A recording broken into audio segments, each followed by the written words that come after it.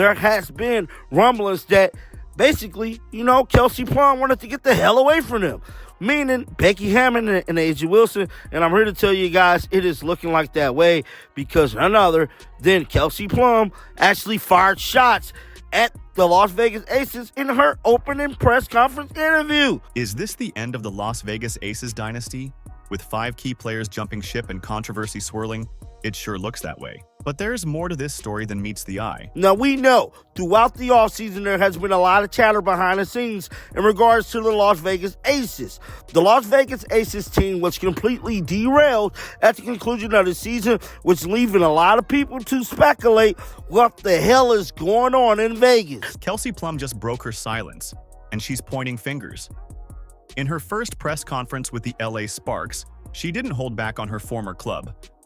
But that's just the tip of the iceberg.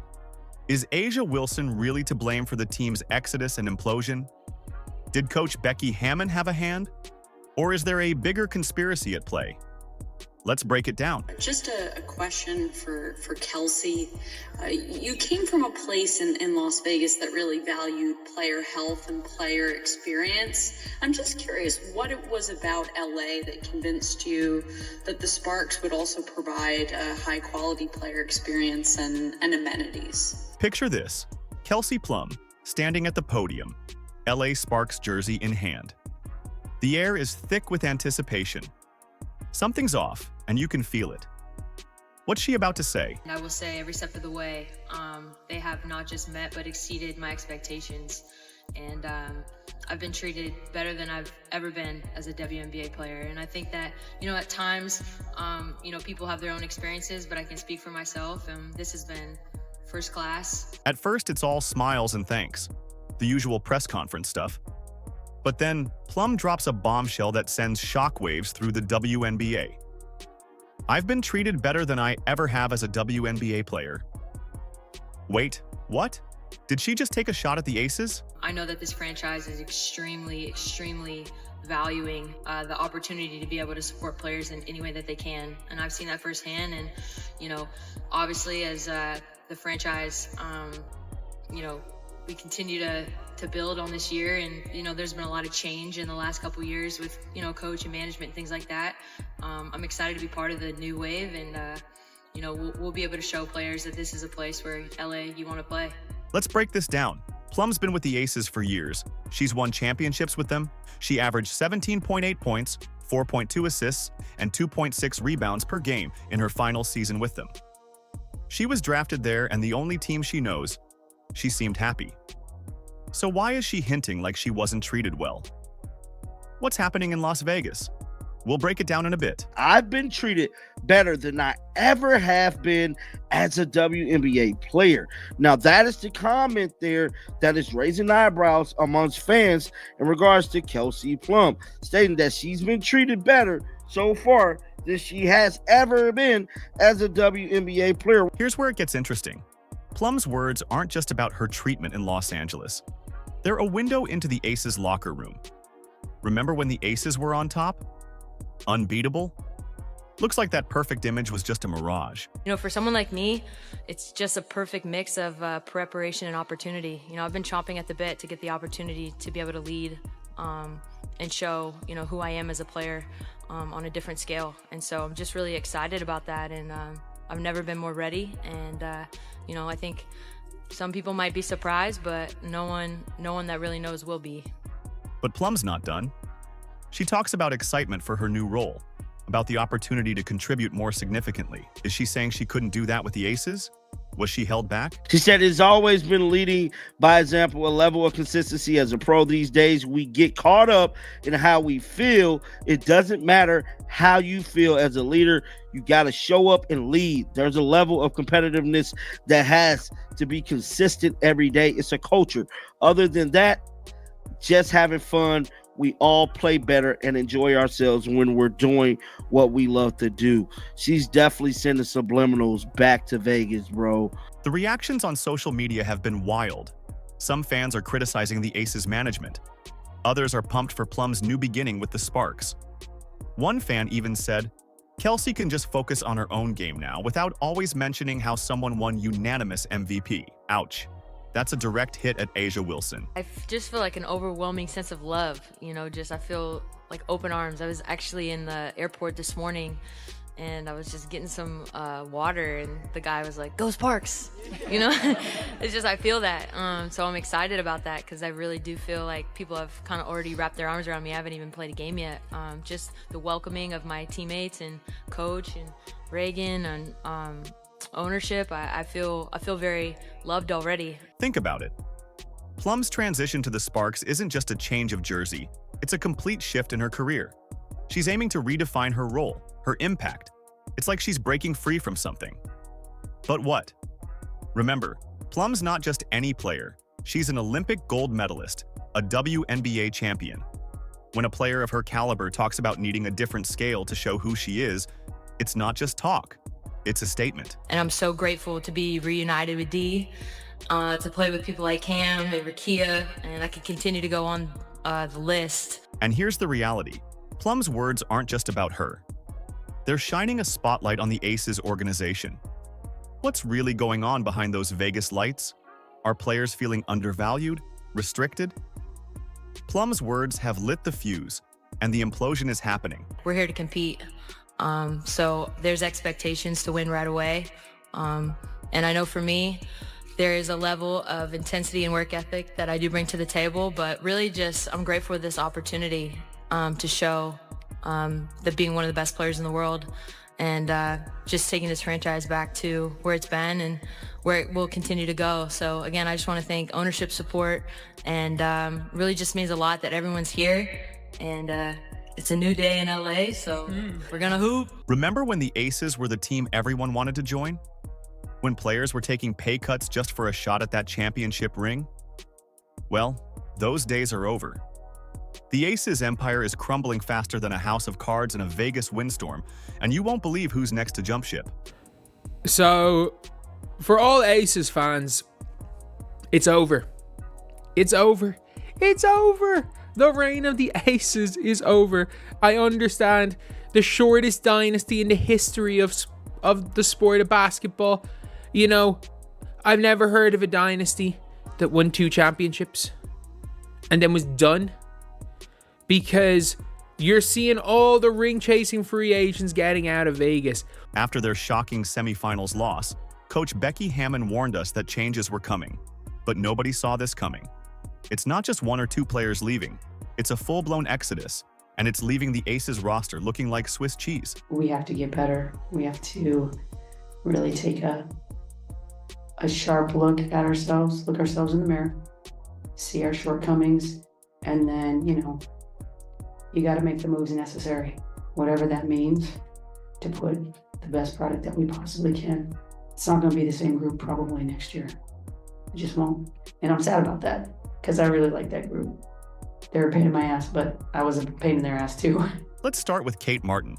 Remember her? The fan favorite, the promising young player who had Aces fans dreaming of a bright future? Well, the Aces left her unprotected in the expansion draft, and the Golden State Valkyries snatched her up faster than you can say rookie mistake. Martin's excited about her new gig, saying, "I'm really excited for this new beginning and to build something from the ground up here with the Valkyries." Ouch, Aces. That's gotta sting. I'm really excited. This league is all about opportunity and, you just need one shot, right? And I am very thankful for the Aces and everything I got to learn there, but I'm really excited for this new beginning and to build something from the ground up here with the Valkyries. But wait, there's more. Sydney Colson, Wilson's bestie and locker room spark plug, she's packing her bags for Indiana. That's right, Colson's joining the Fever, leaving Wilson without her ride or die on the court. It's like watching the Aces team chemistry evaporate before our eyes. You mean to tell me that 2-time WNBA champion, the face of the God Dog League, okay? The Aces' main girl, right-hand man, Sydney Colson, is no longer returning to the Aces and is signing with the Indiana Fever? First of all, do the Fever even have any more roster spots open? How many folks are you guys going to sign? And if you thought that was bad, hold on to your hats. Tiffany Hayes, the reigning WNBA 6th Player of the Year, is also saying goodbye to Sin City. She's joining Kate Martin on the Valkyries, taking her 9.5 points, 2.8 rebounds, and 2.1 assists per game with her.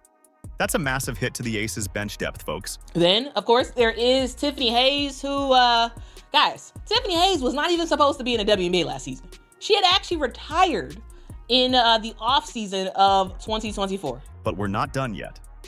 Alicia Clark, after winning a championship with the Aces, is heading back to her old stomping grounds in Seattle.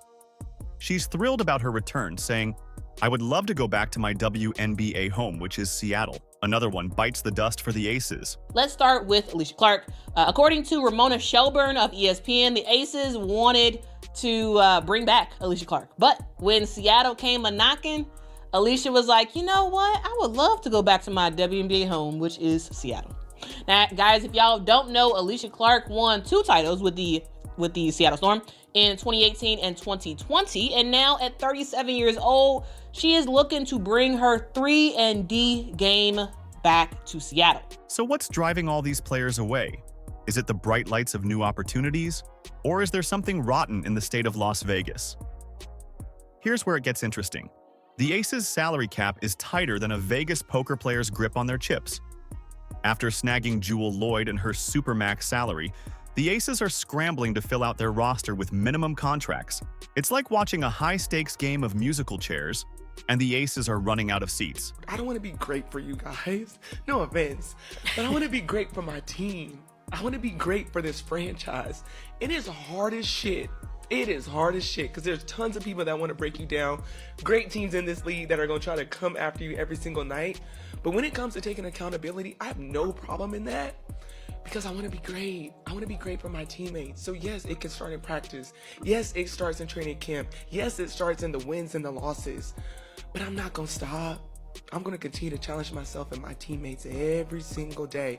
Because when you're talking about greatness, it starts with consistency. Let's talk about what's really going on behind the scenes with the Aces. You thought the player exodus was bad? Well, sit tight, because the front office drama makes their on-court issues look like child's play. Remember when the Aces front office was the envy of the league? Those days are long gone. Now, it's more like a ghost town. And at the center of this mess? General Manager Natalie Williams. Or should I say, former general manager. That's right. Williams was fired due to a vague front office restructuring. But here's where it gets interesting. Months later, the Aces still haven't appointed a new GM. Talk about leaving your organization in limbo. But also, there is a huge thing that you all have to keep in mind is that the Las Vegas Aces do not have a GM right now. They let go of their GM a couple months ago, and they have not put anyone in that place. And so, hey, Nikki Fargas and Becky Hammon are trying to make some wonders without an actual GM. But wait, there's more. Rumors are swirling that head coach Becky Hammon is eyeing a power play. Word on the street is she's gunning for a dual role as both head coach and general manager. Sound familiar? It's the same setup her former boss Greg Popovich had. But let's be real. Is consolidating that much power really a good idea when your house is already on fire? Speaking of Hammon, she's got her own set of problems. Remember that suspension she faced for violating the league's respect in the workplace policy? Yeah, that didn't exactly help the Aces' image. But that's just the tip of the iceberg. What is going on in their locker room? Like, this Aces team is falling apart. This is not a coach that I would want to play for. Let's not forget about the Derica Hamby lawsuit. The former Aces player is alleging discrimination and unfair treatment related to her pregnancy. And this isn't just some frivolous claim. The league took it seriously enough to slap the Aces with a $500,000 fine and strip them of their 2025 first-round draft pick. Ouch. On top of that, the league is investigating the Aces for potential salary cap circumvention. Back in May, the Las Vegas Convention Authority gave each of the players an additional $100,000 to basically be active in the community. But we're not done yet. The league is now investigating the Aces for potential salary cap circumvention. They're looking into undisclosed benefits provided to players. In other words, they're accused of sneaking extra perks under the table. Not exactly the kind of attention you want when you're trying to build a dynasty, is it? With all this drama, is it any wonder players are running for the exits? The Aces have gone from being the team everyone wanted to join to the team everyone's trying to escape. Breaking news came down, so we have to discuss it. This is what we do here. We're talking about the Indiana Fever making yet another move, Alicia, because they're Thanos right now and they're collecting all the Infinity Stones. While the Aces are playing musical chairs with their roster, another team is orchestrating a symphony of success. Are you ready for the Indiana Fever's comeback story? It's time to talk about the team that's gone from being the WNBA's punching bag to the talk of the town. Picture this.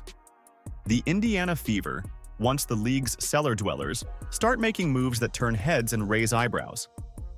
As Vegas crumbles, the Fever are executing a masterclass in team building. But can they really go from worst to first? I am ready to proclaim the Indiana Fever as your WNBA champs. Let's talk about their free agency shopping spree.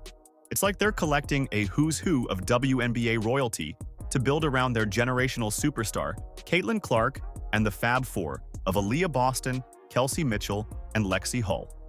Natasha Howard, a three-time WNBA champion, brings her defensive prowess and versatility to the front court. DeWanna Bonner, a four-time All-Star, adds scoring punch and veteran leadership. Sophie Cunningham, known for her fiery competitiveness and clutch shooting, joins the mix. And Sydney Colson? She brings championship experience and a winning mentality from her time with the Aces. Building quality depth is going to be important. When you have a core three like we have, surrounding them with players who are going to, fill the roles, certainly, first and foremost, who are going to embrace the roles, secondly, and who give us the best opportunities for success by complementing what they do really, really well. But that's not all. The Fever didn't just bring in new talent. They kept their homegrown star, Kelsey Mitchell. That's how you build loyalty, folks. Mitchell, who's been with the Fever through thick and thin, now has a supporting cast that can help her shine even brighter. Here's where it gets interesting. The Fever didn't just sign these players. These players chose the Fever. In one offseason, they've gone from league laughingstock to potential powerhouse. And you know what? It's a slap in the face to those who doubted them, like Cheryl Swoops, who once said no one wanted to play in Indiana. That doesn't make any sense by any stretch of the imagination. In what way would you not want to play in Indiana? The place where you're getting sold out arenas, the most viewership on television, playing with a player who was top 3 in MVP voting as a rookie, who clearly elevates her teammates around her. She scores a lot, but she is also dishing out the ball, able to elevate everyone around her. Why wouldn't you want to be in that system? While the Aces are dealing with drama and departures, the Fever are showing everyone how it's done. They're building a positive team culture, making smart management decisions, and rapidly changing their franchise's fortunes. It's like watching a phoenix rise from the ashes, but instead of flames, it's decked out in Fever red and blue. And let's not forget the mastermind behind this transformation. Kelly Krauskopf, the team's returning president, has orchestrated a comeback for the ages. She's brought in Amber Cox as GM, a savvy move that's already paying dividends. And with Stephanie White back as head coach, it's like the band's getting back together, but this time they're ready to top the charts. Indiana Fever are officially title contenders. Every day they have something new for us in free agency. And today it's Miss DeWanna Bonner. 6-time WNBA All-Star and WNBA champ, a veteran in this game, can pretty much do it all. Also an enforcer, nasty defense. Should I continue? We have a new starting 5. Caitlin at the 1, Kelsey at the 2, DeWanna at the 3, Natasha Howard at the 4, and Aaliyah Boston at the 5. The Fever aren't just building a team. They're creating a winning environment. They're showing that with the right leadership, smart acquisitions, and a dash of homegrown talent, you can turn things around faster than you can say WNBA champions. The Indiana Fever are quietly building a powerhouse, and it's not just about Caitlin Clark. They're bringing back key figures like Kelly Krauskopf and adding championship veterans to support their rising star. Meanwhile, the Aces? They're dealing with locker room drama and leadership issues that could seriously mess up their rebuilding plans. I'm really trying here not to crash out, okay? I can't take too much more. I just said the other day, what did I say? Another bomb is Sunday. I said, this isn't it. I can't wait to see what the next bomb would be. Didn't know this would be the bomb. Stephanie White ain't playing fair. I have to say it again. Stephanie White is not playing fair. She on one. Here's the thing. The WNBA landscape is shifting big time. The Aces' fall isn't just about losing players. It's about a culture of arrogance finally catching up to them. As they scramble to pick up the pieces, teams like the Fever are putting together something special. So, who are you going to root for when the dust settles? The once mighty Aces trying to cling to their throne? Or the up-and-coming Fever, ready to take the league by storm? One thing's for sure, this next season is going to be wild. The power dynamics are changing, and we're all in for one heck of a show. Are you excited? Let us know in the comments. Like, subscribe, and turn on all notifications so you never miss out. Click the video on the screen, and we will see you in the next one.